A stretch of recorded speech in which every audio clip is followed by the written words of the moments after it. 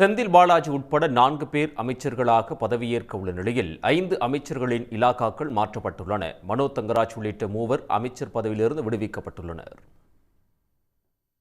ஆளுநர் மாளிகை வெளியிட்டுள்ள செய்திக்குறிப்பில் முதலமைச்சர் மு.க.ஸ்டாலின் பரிந்துரையின்படி தமிழ்நாடு அமைச்சரவையில் மாற்றம் செய்வதாக அறிவிக்கப்பட்டுள்ளது.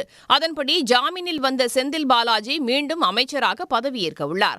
அவருக்கு மீண்டும் மின்துறை வழங்க வாய்ப்புள்ளதாக கூறப்படுகிறது. முன்னாள் அமைச்சர் சாமு நாசருடன் புதிதாக கோவி செழியன், ஆர் ராஜேந்திரன் ஆகியோரும் அமைச்சர்களாக பதவியேற்க உள்ளனர். சாமு நாசருக்கு சிறுபான்மையினர் நலன் மற்றும் வெளிநாடு வாழ் தமிழர் நலத்துறையும், கோவி செழியனுக்கு உயர்கல்வித்துறையும், சேலம் ராஜேந்திரனுக்கு சுற்றுலாத்துறையும் ஒதுக்கீடு செய்ய வாய்ப்புள்ளதாக தகவல் வெளியாகியுள்ளது. ஆளுநர் மாளிகையில் இன்று பிற்பகல் 3:30 மணிக்கு புதிய அமைச்சர்கள் பதவியேற்பு விழா நடைபெறவுள்ளது. இதனிடையே 5 அமைச்சர்களின் இலாக்காக்கள் மாற்றப்பட்டுள்ளன. அதன்படி உயர்கல்வித்துறை அமைச்சராக இருந்த பொன்முடி வனத்துறை அமைச்சராகவும், சுற்றுச்சூழல் மற்றும் பருவநிலை மாற்றத்துறை அமைச்சர் மெய்யநாதன் பிற்படுத்தப்பட்டோர் நலத்துறை அமைச்சராகவும், ஆதிதிராவிடர் நலத்துறை அமைச்சர் கயல்விழி செல்வராஜ் மனிதவள மேம்பாட்டுத்துறை அமைச்சராகவும் மாற்றப்பட்டுள்ளனர்.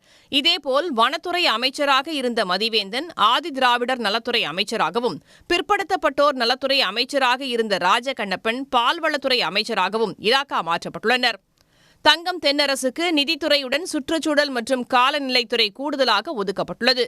இதனிடையே செஞ்சி மஸ்தான், மனோ தங்கராஜ், ராமச்சந்திரன் ஆகியோர் அமைச்சரவையிலிருந்து விடுவிக்கப்பட்டுள்ளனர்.